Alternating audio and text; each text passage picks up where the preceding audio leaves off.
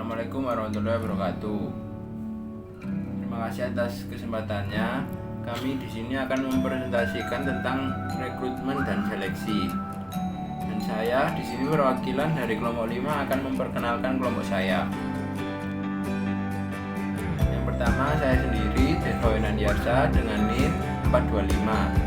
Kedua ada Laila Magfiro dengan NIM 428. Yang ketiga ada Yopi Pujianto dengan NIM 429. Yang keempat ada Riki Rizwino Rizaldi dengan NIM 430. Yang kelima ada Sherlintang Nindya S dengan NIM 435. Yang keenam ada Dion Innocent Nur Arasi dengan NIM 452. Definisi rekrutmen. Definisi rekrutmen yaitu kegiatan untuk menarik dan mendapatkan sejumlah pelamar dengan kualifikasi sesuai yang dibutuhkan perusahaan untuk bersedia melamar ke perusahaan dengan sasaran mendapatkan dan menempatkan orang yang tepat pada tempat yang tepat dengan waktu yang tepat pula. Next. Tujuan seleksi dalam rekrutmen. Proses seleksi merupakan untuk mempertemukan syarat-syarat yang diinginkan dengan orang yang akan diterima menjadi karyawan. Diharapkan dapat bekerja sebagaimana sesuai dengan peraturan dan prosedur yang tertera pada uraian jabatan, sehingga semboyan daripada the right man on the right place dapat menjadi sebuah kenyataan. Tujuan diadakannya seleksi karyawan yaitu untuk mendapatkan tenaga kerja yang paling tepat untuk memangku jabatan tertentu. Pada umumnya tujuan rekrutmen itu menurut saya 3. Untuk mendapatkan karyawan yang memenuhi syarat dan mempunyai kualitas. Yang kedua, untuk mengukur kemampuan calon karyawan atau pelamar. Yang ketiga, untuk menyiapkan dan membentuk kader-kader karyawan yang dapat menunjang kegiatan. Next. Selanjutnya, proses rekrutmen pada umumnya dilakukan oleh perusahaan-perusahaan di Indonesia menggunakan tahapan yang hampir sama. Berikut alur proses rekrutmen yang sering digunakan oleh perusahaan di Indonesia. Yang pertama ada searching proses, yang kedua ada selection proses, yang ketiga ada user proses. Searching proses. Searching proses yaitu proses menarik pelamar yang memenuhi kebutuhan yang ada melalui sumber yang tersedia. Metode umum digunakan adalah sumber daya internal dan eksternal. Untuk menarik pelamar ada berbagai pilihan. Pertama ada surat langsung, kedua ada bursa kerja, yang ketiga ada headhunter. Next, selection process. Proses seleksi adalah proses penyaringan pelamar untuk kandidat yang memenuhi kebutuhan perusahaan. Berikut beberapa opsi untuk proses seleksi. Ada tes psikologi, wawancara psikologi, tes teknik, dan tes kemampuan manajer. Next, user process. Memahami proses pengguna adalah proses menemukan orang yang tepat untuk posisi yang dibutuhkan atau tersedia yang diperoleh dari kandidat yang ada. Yang lulus proses seleksi secara umumnya proses dilakukan sebagai berikut. Yang pertama, wawancara oleh manajer dan direktur. Yang kedua ada medical check up. Yang ketiga ada kontak dan administrasi. Yang keempat ada orientasi karyawan baru. Selanjutnya akan dilanjutkan oleh rekan saya. Terima kasih atas kesempatannya. Perkenalkan, saya Sherlintang Nindya Sari dengan NIM 2020-10435. Di sini saya akan membahas tentang sumber-sumber rekrutmen. Nah, proses rekrutmen ini dilakukan apabila adanya departemen yang memerlukan karyawan baru. Nah, bisa dikarenakan karyawan itu berhenti bekerja ataupun adanya pekerjaan baru yang harus dikerjakan dan memerlukan penambahan karyawan. Nah, rekrutmen karyawan ini untuk mengisi lowongannya itu nanti bisa dari dua sumber, yaitu yang pertama sumber rekrutmen internal dan sumber rekrutmen eksternal. Sumber rekrutmen internal. Nah, untuk lowongan ini didapatkan dari internal perusahaan. Kekosongan posisi ini itu nanti dapat diberikan kepada karyawan yang dinilai cocok dan dapat memotivasi karyawan-karyawan yang lainnya untuk bekerja lebih baik lagi. Untuk pengisian posisi ini dapat dilakukan dengan promosi, rotasi, atau demosi. Jadi promosi adalah kenaikan jabatan, sedangkan rotasi adalah perpindahan jabatan pada satu level yang sama. Dan untuk demosi sendiri adalah penurunan jabatan. Nah, biasanya demosi ini terjadi jika karyawan ini sudah dinilai sudah tidak mampu melakukan tugas-tugas yang diberikan ataupun telah melanggar peraturan perusahaan yang telah ditetapkan sehingga dapat mengakibatkan hukuman turunnya jabatan. Nah, terdapat dua metode untuk sumber rekrutmen internal ini, yaitu yang pertama metode tertutup yang dimana manajer mengajukan karyawan yang akan dipromosikan atau dirotasi. Sedangkan yang kedua yaitu metode terbuka yang dimana nanti perusahaan akan memberikan pengumuman lowongan jabatan yang kosong di iklan internal perusahaan. Untuk selanjutnya yaitu sumber perekrutan eksternal. Jadi perekrutan ini berasal dari luar lingkungan perusahaan. Semua perusahaan itu membutuhkan perekrutan dari luar lingkungan perusahaan atau dari lingkungan eksternal jika dari internal atau karyawan-karyawannya sendiri dinyatakan tidak cocok untuk mengisi jabatan yang dibutuhkan. Nah, biasanya perekrutan eksternal ini diperlukan juga pada saat perusahaan melakukan ekspansi bisnis yang menyebabkan kenaikan tenaga kerja. Nah, lingkungan eksternal ini juga dapat berupa penyedia tenaga kerja, masyarakat umum, lembaga pendidik, dan lembaga pemerintahan. Kelebihan dan kekurangan dari rekrutmen internal sendiri, yaitu yang pertama kelebihan. Yang pertama, lowongannya cepat terisi dan penyesuaian dirinya lebih cepat, meningkatkan semangat kerja karyawan dan menumbuhkan komitmen. Sedangkan dari kekurangannya yaitu yang pertama menghambat gagasan baru, yang kedua dapat menimbulkan konflik jika terjadinya penempatan yang salah, dan karakter yang tidak baik itu mungkin bisa terbawa, dan adanya promosi karyawan yang melebihi kapasitas. Nah, untuk selanjutnya yaitu kelebihan dan kekurangan dari rekrutmen eksternal. Untuk kelebihannya sendiri, yang pertama bisa mendapatkan personal yang cocok untuk pekerjaan, dan yang kedua membawakan ide dan teknik yang baru, dan yang terakhir cocok untuk perusahaan yang sedang berkembang dan memerlukan banyak pekerja baru. Sedangkan kekurangannya sendiri apa? Yaitu yang pertama dapat menurunkan semangat bagi karyawan yang sudah ada. Dan yang kedua yaitu menyebabkan kurangnya kompak pada pekerja baru dan pekerja lama. Dan yang ketiga yaitu memerlukan biaya pengiklanan pada media, pengujian, dan interview. Baik, untuk selanjutnya akan dilanjutkan oleh rekan saya. Baik, di sini saya Dian Inasional Narasi dengan NIM 452 akan melanjutkan presentasi dari rekan saya. Baik, di sini saya akan menjelaskan tentang metode di internal, yaitu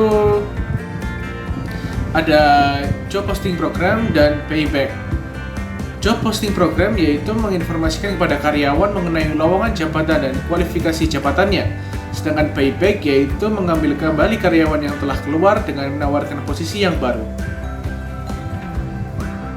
Baik, slide berikutnya saya akan menjelaskan tentang metode eksternal. Metode eksternal yaitu ada beberapa hal. Yang pertama yaitu pelamar secara insidental. Yang kedua iklan, yaitu online ataupun offline. Yang ketiga melibatkan konsultan SDM. Yang keempat perusahaan jasa pencarian eksklusif. Yang kelima rujukan dari sumber terpercaya. Yang keenam asosiasi profesional. Yang ketujuh open house. Sekian presentasi dari saya. Selanjutnya akan dilanjutkan oleh rekan saya. Terima kasih. Baik, terima kasih atas kesempatannya. Perkenalkan, nama saya Yopi Pujianto dengan NIM 2020 210429.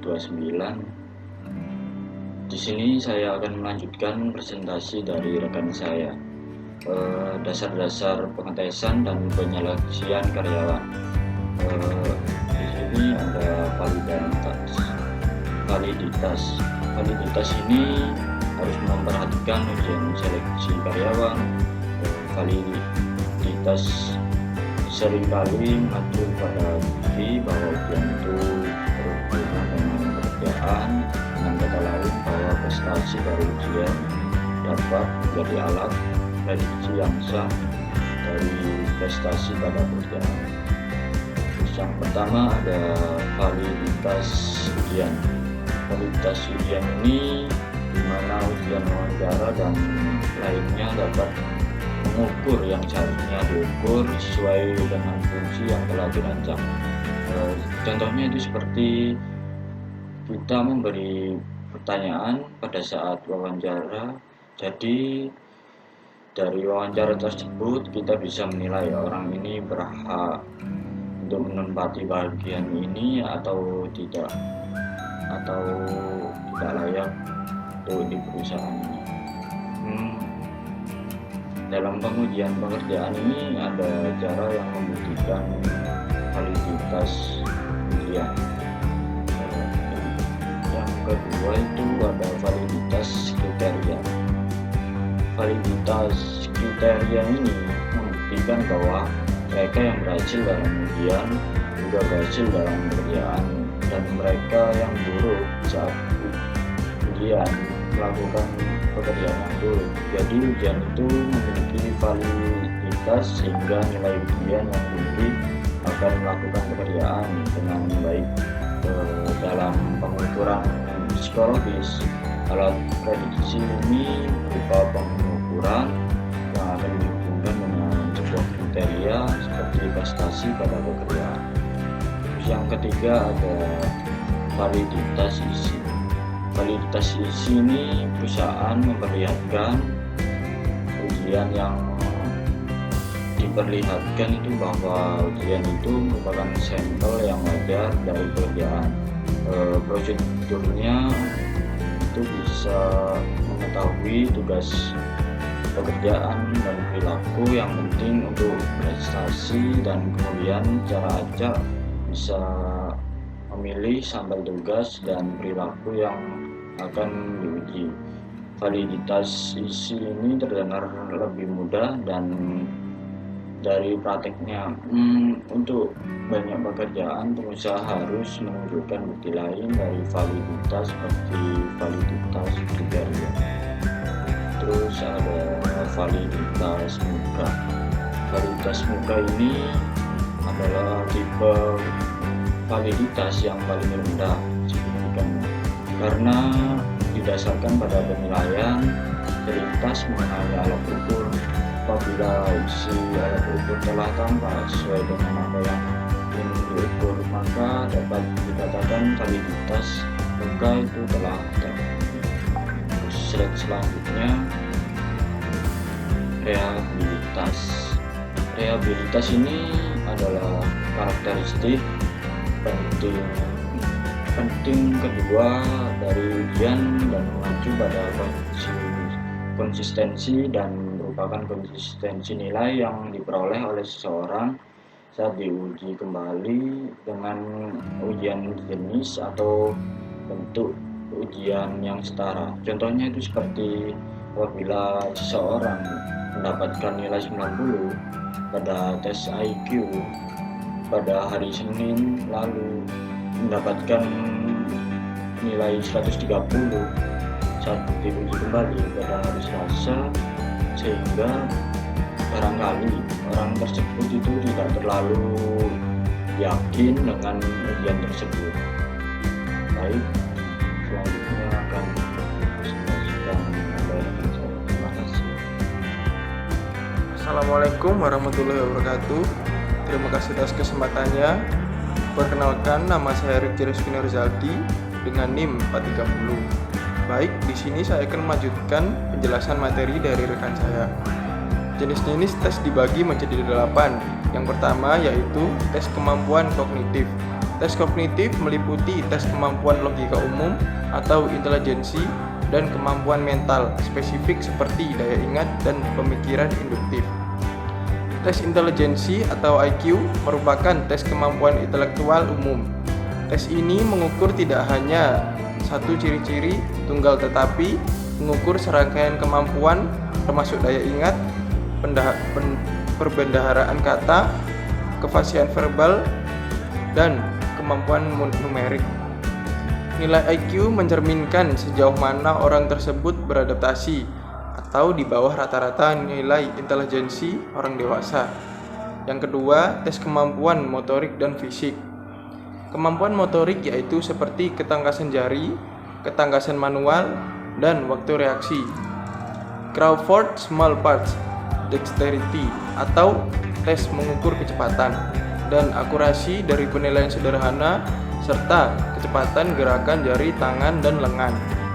Tes lainnya meliputi Stromberg Dexterity Test dan Purdue Pegboard. Tes kemampuan fisik juga dapat diperlukan yang meliputi kekuatan statis, mengangkat beban, kekuatan dinamis, pull up, menarik tubuh ke atas, kekuatan dinamis, koordinasi, lompat tali, dan stamina. Sebagai contoh, pelamar untuk marinir Amerika Serikat harus lolos dari Initial Stage Test. Tes kekuatan awal yaitu 20 pull up, 35 sit up, dan lari sejauh 1,5 mil.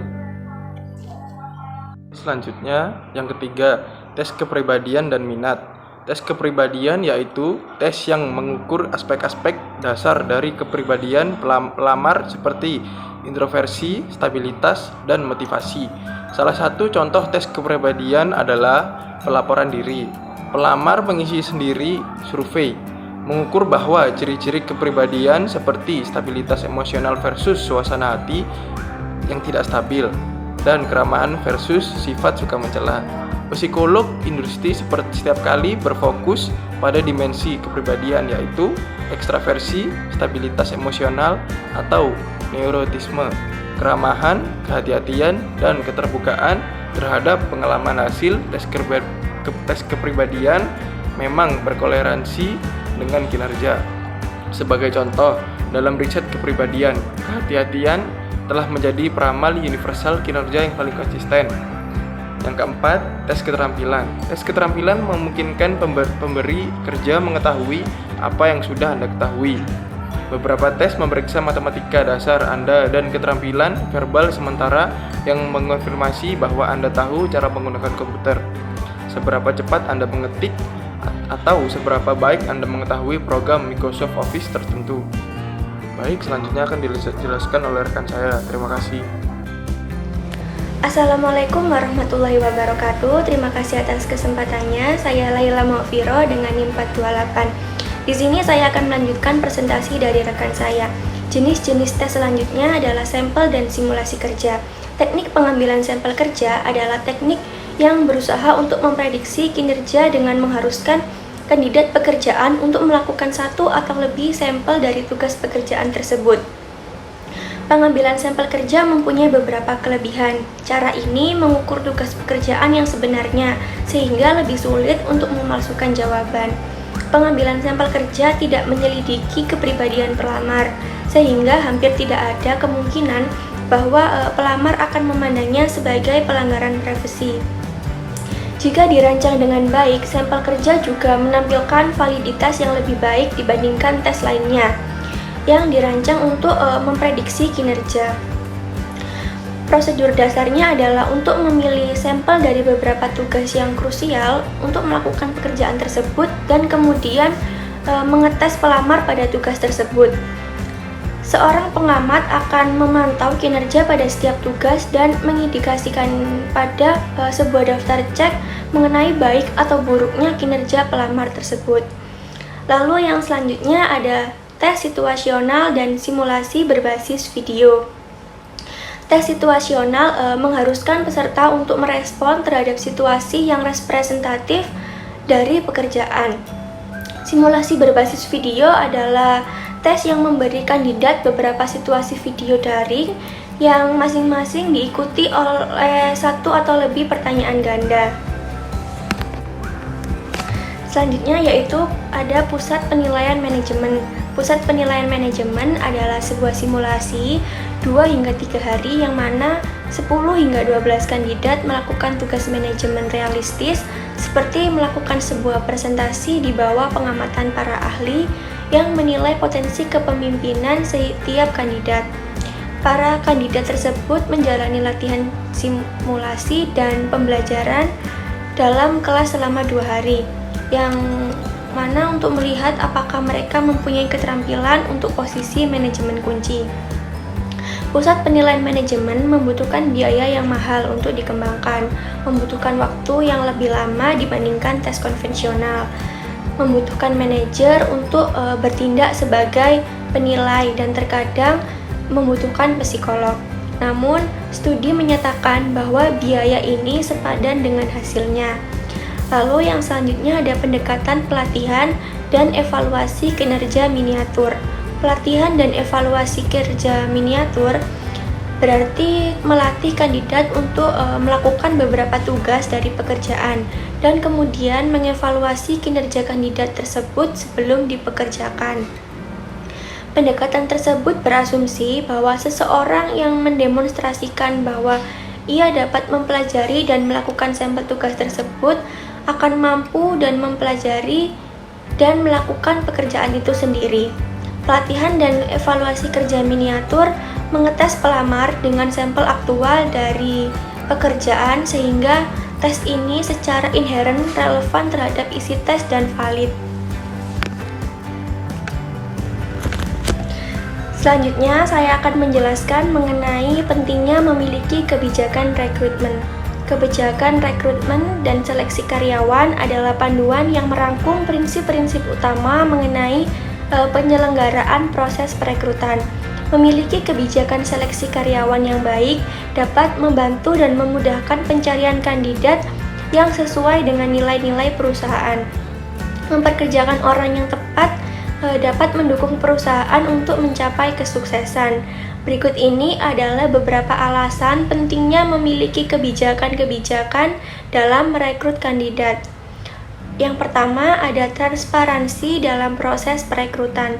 Tujuan utama memiliki kebijakan perekrutan perusahaan adalah untuk memastikan segala prosedur yang berkaitan dilakukan secara terbuka dan adil. Transparansi akan membantu HRD menemukan kandidat yang tepat sesuai yang dibutuhkan. Tak hanya itu, transparansi di sini juga berarti perusahaan selalu memberikan informasi terbaru mengenai status lamaran pada pelamar. Hal ini membantu para kandidat mendapatkan kejelasan. Lalu yang kedua ada keadilan bagi calon karyawan.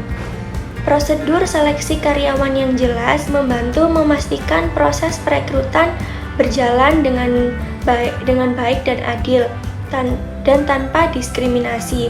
Setiap kandidat idealnya diproses berdasarkan kemampuan dan kesesuaiannya dengan peran yang ditawarkan. Kebijakan perekrutan tersebut juga membantu menjaga informasi pribadi pelamar disebarluaskan kepada mereka yang tidak berhubungan langsung. Lalu yang ketiga, memastikan konsistensi kebijakan rekrutmen menjadi dasar untuk bertindak konsisten dalam setiap tahapan yang dijalankan. Untuk melakukannya, perlu ditetapkan sebuah standar perekrutan pada tahap awal. Misalnya, suatu perusahaan bisa menetapkan untuk melakukan riset singkat mengenai profil kandidat sebelum membuat janji untuk wawancara. Hal ini membantu perusahaan benar-benar yakin untuk meminta ketersediaan kandidat meluangkan waktunya menjalani proses seleksi.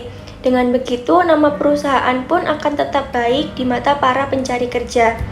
Lalu yang keempat, membangun kredibilitas perusahaan. Prosedur rekrutmen yang jelas dan konsisten juga turut membangun kredibilitas perusahaan di mata pencari kerja. Pada masa sekarang, banyak penipuan yang mengatasnamakan perusahaan berkedok lowongan pekerjaan. Hal tersebut tentu membuat para kandidat menjadi lebih selektif dan waspada dalam menyambut sebuah tawaran pekerjaan. Itu sebabnya perlu prosedur yang profesional dan konsisten untuk dijalankan. Maka para pelamar menjadi lebih yakin mengenai posisi dan perusahaan yang akan dilamar. Lalu untuk yang terakhir ada membantu merumuskan deskripsi pekerjaan. Memiliki kebijakan rekrutmen dan seleksi karyawan yang baik dapat membantu perusahaan dalam merumuskan deskripsi pekerjaan dengan tepat. Deskripsi pekerjaan bisa disebut sebagai salah satu esensi utama dalam keseluruhan proses mempekerjakan atau hiring.